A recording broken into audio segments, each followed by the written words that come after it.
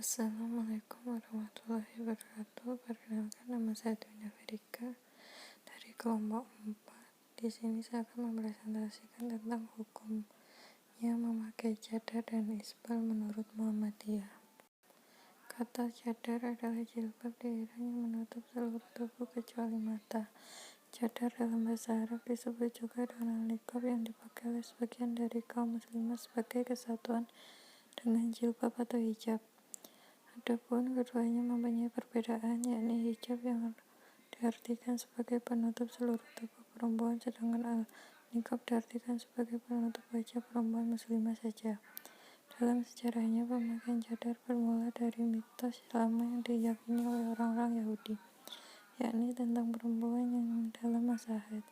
Mereka berkeyakinan bahwa perempuan yang sedang haid akan membawa berbagai mara bahaya atau bencana dalam segala bidang pekerjaan seperti dalam pendidikan, politik, pertanian, dan sebagainya. Oleh karena itu, bagi perempuan yang sedang masa haid harus diasingkan dari tempat tinggal, adapun tempat pengasingannya yakni gubuk di ladang. Muhammadiyah yang mengusung paham Islam wasatiyah berkemajuan telah merespon berbagai persoalan kehidupan termasuk busana muslimah dan cadar. Menurut Muhammadiyah, memakai cadar tidak ada dasar hukum baik di dalam Al-Quran maupun Sunnah. Yang diperintahkan oleh syariat Islam hanya memakai jilbab dan menutup aurat sesuai dengan firman Allah dalam surah An-Nur ayat 31. Secara bahasa, isbal merupakan masdar dari asbala yusbilu isbalan bermakna ihra'an, yang artinya menurunkan, melepuhkan, atau memanjangkan. Cara terminologi isbal adalah memanjangkan, melepuhkan, dan menjulurkan kain, pakaian, celana, atau sarung hingga menutupi mata, kaki, dan menyentuh tanah baik karena sombong ataupun tidak. Menurut Muhammadiyah, hukum dari hadis isbal diklasifikasikan menjadi dua macam. Pertama, hadis yang mengharamkan isbal secara mutlak. Kedua, hadis yang mengharamkan isbal karena motif kesombongan.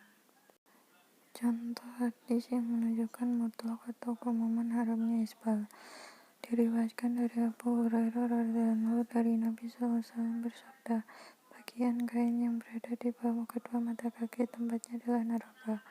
Hadis riwayat Bukhari, bab kain yang berada di bawah kedua mata kaki tempatnya adalah di neraka, nomor 5654. Contoh hadis yang mengharamkan isbal yang ditakyid atau dibatasi karena motif kesombongan diriwayatkan dari Abu Hurairah radhiyallahu bahwasanya Rasulullah SAW bersabda, Allah tidak akan melihat pada hari kiamat pada orang yang memanjangkan kain atau pakaiannya dengan sombong.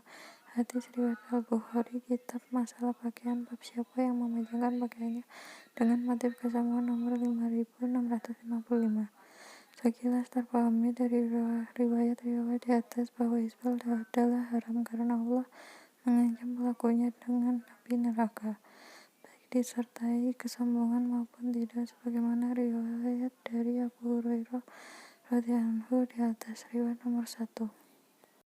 Kesimpulan pertama, wanita menutup wajahnya bukanlah sesuatu yang aneh di zaman kenabian, karena hal itu dilakukan oleh ummahatul mukminin, para istri Rasulullah, dan sebagian dari para wanita sahabat, sehingga merupakan sesuatu yang disyariatkan dan keutamaan.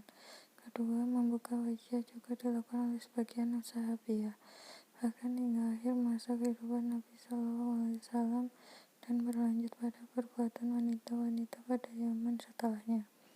Ketiga, seorang muslim tidak boleh merendahkan wanita yang menutup wajahnya dan tidak boleh menganggapnya berlebihan.